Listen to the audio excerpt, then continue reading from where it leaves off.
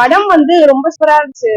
Like ஆர்ஜிவிதம் Prithvi சார்க்காக போய் பார்க்கலாம், Passi சார்க்காக பார்க்கலாம், இல்ல நமக்கு தெரிஞ்ச ஒரு சில மெம்பர்ஸ் இருக்காங்க, அமலா பால் அவங்க எல்லாம் இருக்காங்கன்றதால தமிழ் ஆடியன்ஸ் போய் பார்ப்பாங்க. நான் மலையாளம் மூவிஸ் பார்ப்பேன். சோ அப்படி ட்ரெய்லர் பார்த்து எனக்கு பிருத்வி சாரோட இந்த மூவி பார்த்தே ஆகணும் அப்படிங்கிற மாதிரி இருந்துச்சு. ஸோ ஏஆரோட மியூசிக் வந்து செம்மையா ஒர்க் ஆச்சு படத்துல.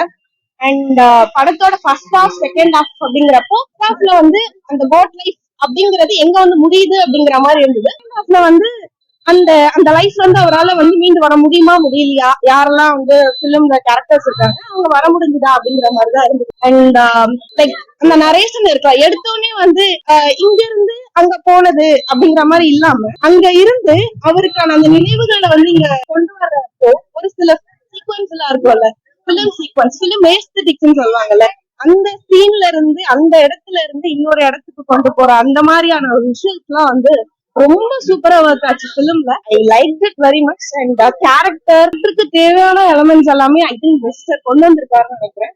I love it. நான் பிருத்வி சார் வந்து நிறைய பார்த்தேன். ஒரு படம் நடிக்கிறாரு அப்படின்னாலுமே வந்து எனக்கு ஒரு மரியாதை அண்ட் எனக்கு ஒரு நம்பிக்கை இருக்கும். அந்த ஏதாவது ஒண்ணு நான் போய் பார்த்தா ஐ லவ் திஸ் அவர் கஷ்டப்பட்டு நடிச்சதெல்லாம் தெரியுது. தெரியுது கஷ்டப்பட்டு நடிச்சாரு அப்படிங்கறத விட அந்த கேரக்டர் ஒரு உள்வாங்கி நடிச்சாருன்னு சொல்வேன். அண்ட் கஷ்டப்படுறதுனாலே நீங்க அந்த கேரக்டருக்கு என்ன தேவைப்படும் அப்படிங்கறத வந்து அவரு யோசிச்சிருக்காரு தானே.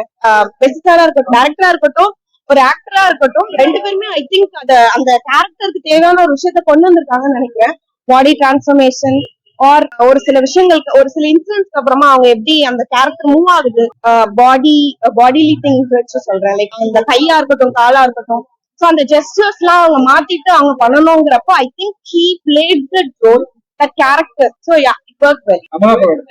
அமலாபால் வந்து கொஞ்சம் குட்டி கேரக்டர் மாதிரிதான் இந்த படத்துல இருக்கு, பட் பெஸ்டா கொடுத்துட்டு போயிருக்காங்க. So nice.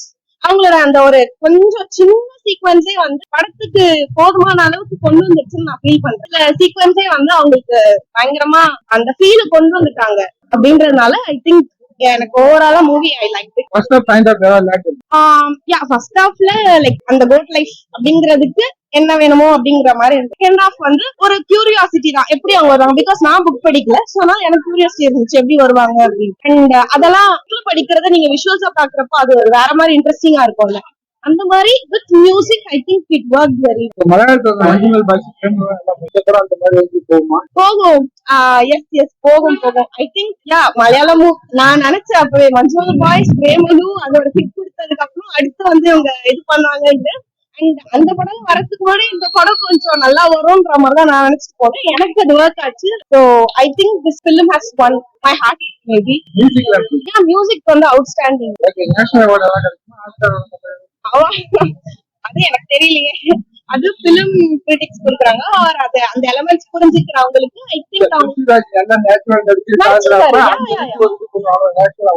கிடைச்சா I'll be very happy because he has put his all effort ன்னு நான் நினைக்கிறேன். கிடைச்சா I'll be very happy. I think that கிடைக்கணும்ன்ற மாதிரி தான் நான் ரொம்ப ஃபீல் பண்றேன். லைக் நீங்க ஆக்டர் சொல்றீங்க, பட் ஐ திங்க் ரொம்ப எஃபர்ட் போட்டிருக்காரு. It's not just an actor, I think it's also director.